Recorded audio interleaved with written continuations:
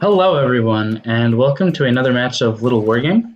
Today, I am dropping us right in this replay on Ravaged AA4 between Invictus as well as ItanoCircus. So I did just drop us in. So we started ourselves 3 minutes into this match.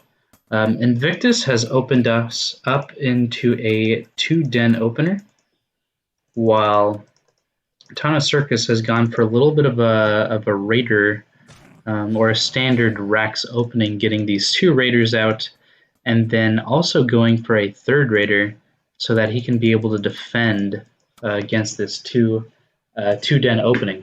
So very nice by Itano. This is something pretty interesting. So he is on 30 supply, and he is getting himself another barracks so that he can go for additional raider production. And I'm curious what he's going to do to make sure that he's on top of supply when that does occur.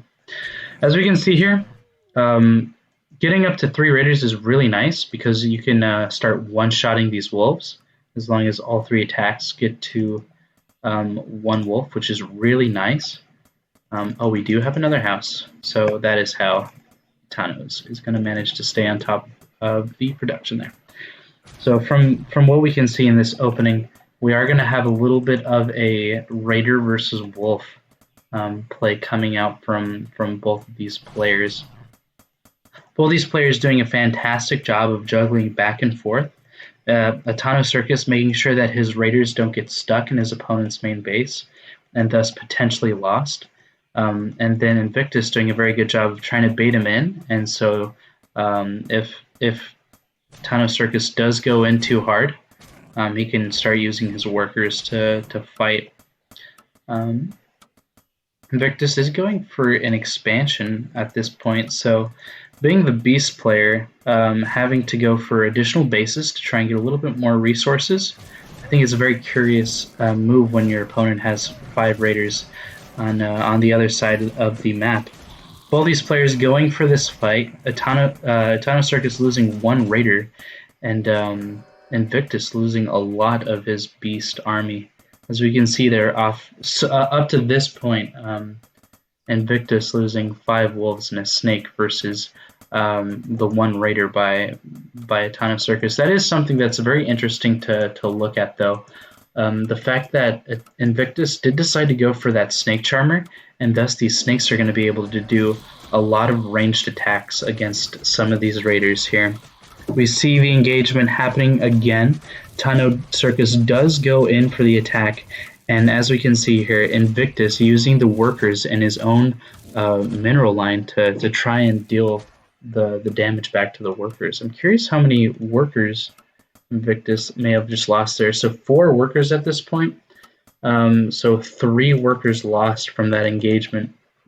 And this is very interesting. ItanoCircus is trying to do his due diligence, seeing if his opponent is going for that 3rd base. And his opponent is going for that 3rd base, but his movement here made it so that he was not able to scout what exactly was going on. Invictus going for additional wolf production, or at least wolf dens, and I'm assuming he will be able to use that to keep up some ongoing pressure. These raiders doing a fantastic job of staying alive, and that's probably something that we have to keep an eye on. The fact that these raiders have been alive for since like basically the beginning of the match, they're going to get a lot of value from that, and the longer they stay alive, the more they're able to kill, the less ItanoCircus loses, the more Invictus loses. ItanoCircus will basically be, ahead of the economy game, while he is able to also produce an army, a pretty healthy army back at home. It's going to be a curious move out. Invictus, kind of tired of having to deal with the Raiders, decides he's going to try and push against his opponent's main base. And these soldiers are here to defend, and so they will do a lot of damage to these wolves if they get stuck in a fight. And it does look like that is the case. Snake's doing a fantastic job of laying down aggression at the same time. But ItanoCircus actually calling back the raiders to try and help deal with this. Definitely does not want to lose a lot of workers, especially to a run bay like this. So I'm very curious to see how ItanoCircus is going to decide to maneuver these the raiders to try and force this this fight against this opponent.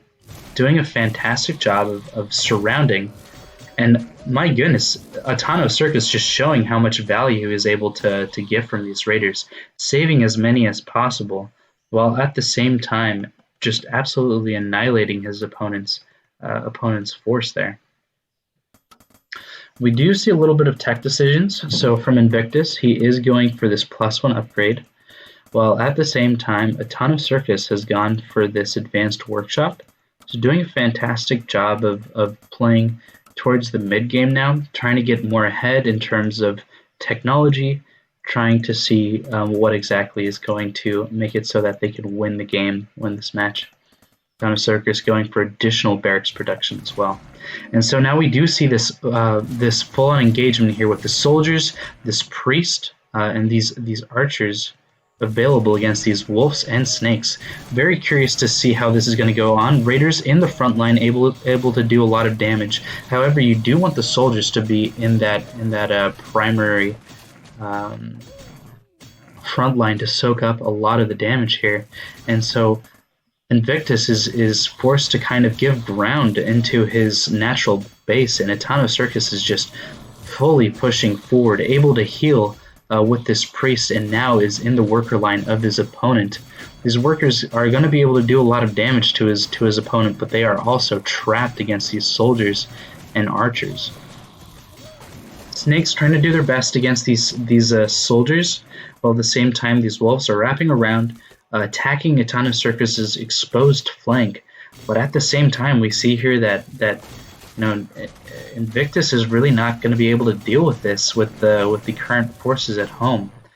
ItanoCircus just focusing on getting his economy up and running, and getting additional units as well at home. So I could definitely see ItanoCircus just spending this army to just waste Invictus's time, to waste his resources, building another army up at home, and then sending that one to do the deed of finishing Invictus off. At the same time, ItanoCircus doing a fantastic job of sending these soldiers into his opponent's main base to simply harass his workers and to try and take care of these wolves.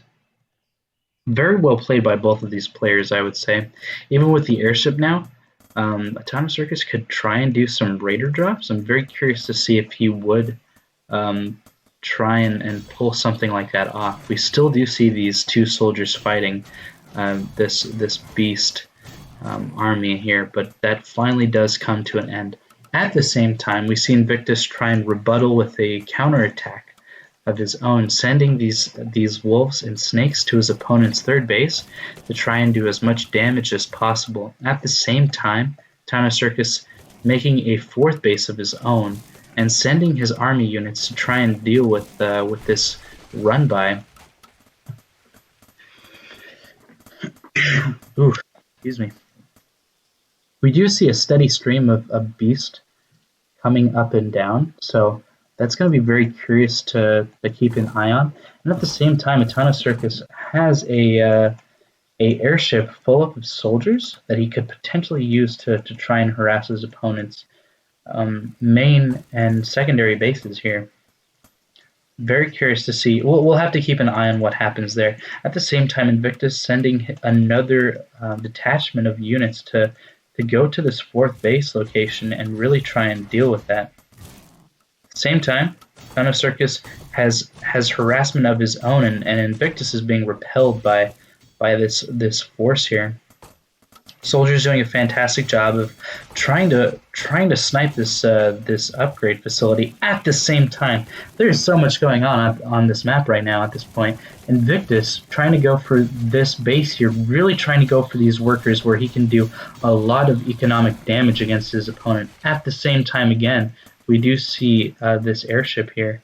I thought that was a drop, but it doesn't look like it was. Upgrades do go down, so he ItanoCircus fantastic job of sniping this upgrade facility, that animal upgrade lab. Yeah, and there's just so much going on at this point. Invictus having to deal with so much harassment going on in his main base, his third and his second, and saying that he was a base down to his Raxing opponent is really a disadvantage for Beast, because that means ItanoCircus would be making more income than the Beast player, and that's a terrible place to be. Good game by both of these players. Guys played a fantastic game, and if you enjoyed watching this video with these two players, they did a fantastic job. Please leave a like. Please subscribe. Write in the comments something that you thought about what was going on. And I'll see you in the next video. All right, guys. Bye-bye.